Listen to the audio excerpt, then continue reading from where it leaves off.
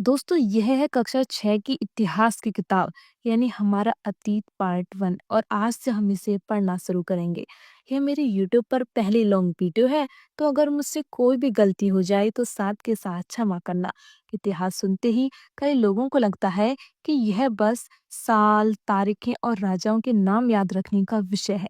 लेकिन क्या सच में इतिहास इतना बोरिंग है? बिल्कुल नहीं।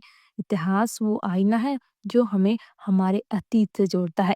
तो आज से हम शुरू कर रहे हैं कक्षा 6 का इतिहास। अध्याय 1 है क्या, कब, कहाँ और कैसे। तो आपने कभी सोचा है कि हजारों साल पहले लोग कैसे रहते थे, वो क्या खाते थे, कैसे अपने घर बनाते थे और हम इन चीज़ों के बारे में कैसे जानते हैं? इसी का जवाब हमें इतिहास देता है। तो चलिए इस सफ़र की शुरुआत करते हैं।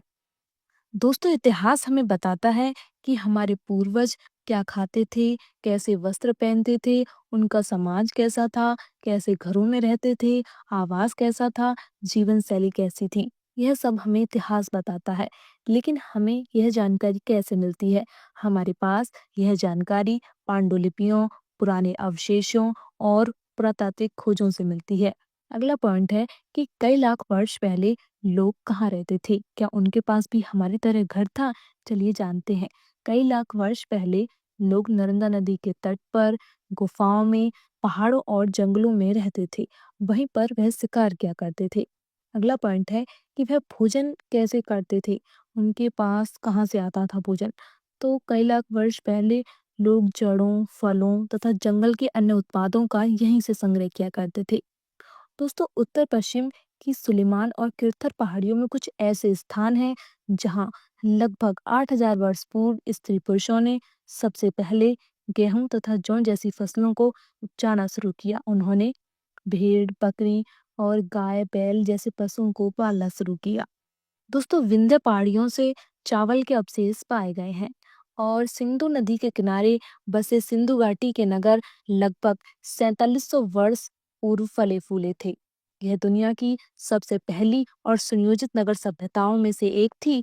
यहाँ के लोग पक्की ईंटों के घर, जल निकासी व्यवस्था और विशाल भवनों का निर्माण करते थे। गंगा घाटी का विकास भी 2500 वर्ष पूर्व हुआ था।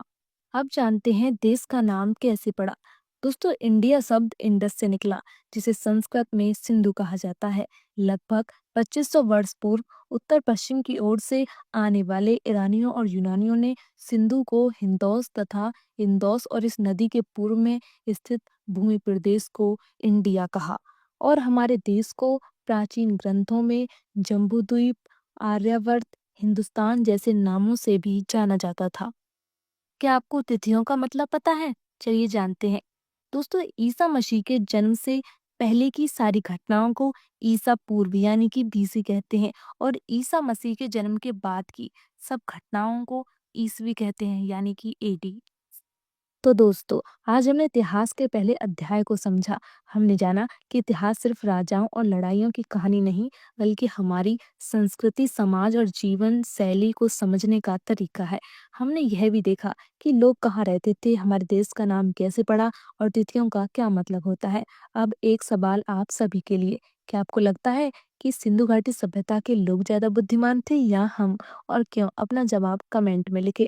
अगर आपको ये वीडियो पसंद आई हो तो लाइक करें, कमेंट और शेयर करें।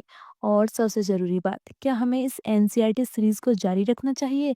आपकी राय हमारे लिए बहुत ज़रूरी है, तो कमेंट में ज़रूर बताइए। जल्द ही मिलते हैं अगले चैप्टर के साथ। तब तक पढ़ते रहिए, सीखते रहिए। धन्यवाद।